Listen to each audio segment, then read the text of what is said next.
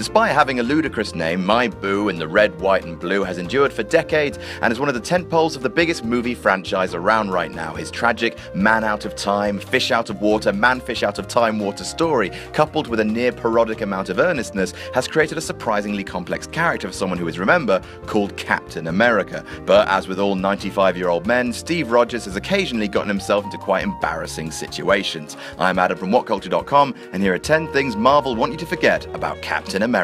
Number 10. Cross-dressing. Cap has made his first appearance on the cover of Captain America Comics issue 1, punching Hitler in the face. A bold debut. In issue 2, he was still bold, but that's only because those heels aren't really his colour. He wants some nice crimson ones to coordinate with his Hitler-punching gloves.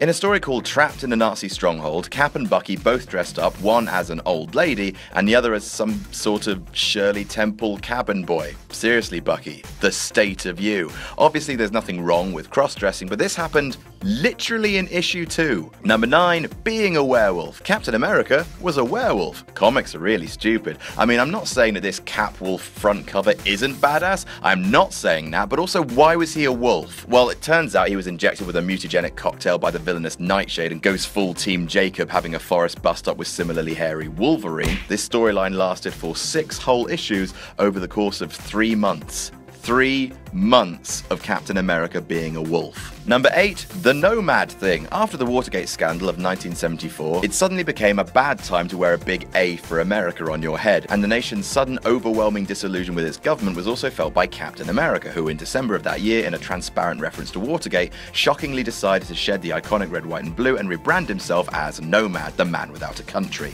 who looked like this.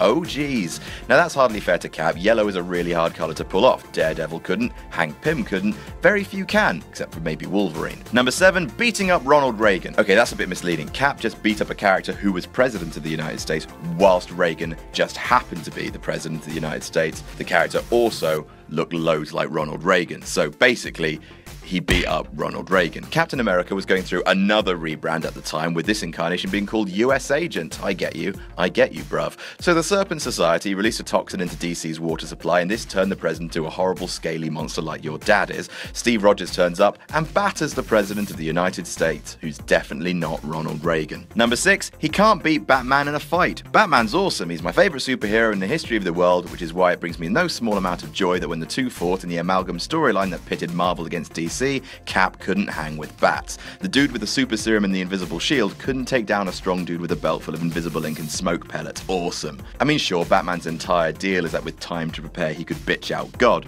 but with Marvel and Warner Brothers going head to head for movie dominance right now, they might want you to forget that Cap got his ass handed to him. Number 5, the sound his shield once made. Wank! Number 4, his many terrible enemies. Often a superhero is judged on the quality of his villains, just another regard in which Captain America ain't got shit on Batman. The Red Skull is cool, no doubt about it, but that's really about it. Hydra has a cool name, but they're just an army of goons. Winter Soldier was neat, but he became a good guy. Add to this lack of great ones, Cap also has some truly shit ones. Armadillo, half man, half armadillo, all stupid. There's Flag Smasher, who hates all patriotism and his only superpower was fluency in Esperanto. You have Death Throes, a team of 5 evil jugglers, Christ. Master Man, a superpowered Nazi with blonde hair and a big swastika on his chest, because that's subtle. Finally, because pretty much all of Cap's enemies are some variant on Nazis, there's Hate Monger, also a Fantastic Four villain whose gimmick is he's a clone of Hitler. That is a bit on the nose. Number 3, that picture by Rob Liefeld. For anyone whose brain just asked him, who's Rob Liefeld? Settle in. He was front and center of the 90s gritty comics boom and was bafflingly successful. He created X-Force, the first issue of which sold 4 million copies. He co-founded Image Comics that also did gangbusters business, often with characters designed and in some cases ripped off from Marvel and DC by Liefeld. It's mental how much money he made, especially when you consider he draws like someone who's never seen a human body before. All of his women have broken spines and preposterous boobs. None of his characters have normal feet, but the true pinnacle of Rob Liefeld is his drawing of Cap. There it is. Look at that. It's possibly the worst picture of a well-known superhero to have ever been drawn. To highlight how god-awful ridiculous it is, someone took the photo and removed the clothes. There we go.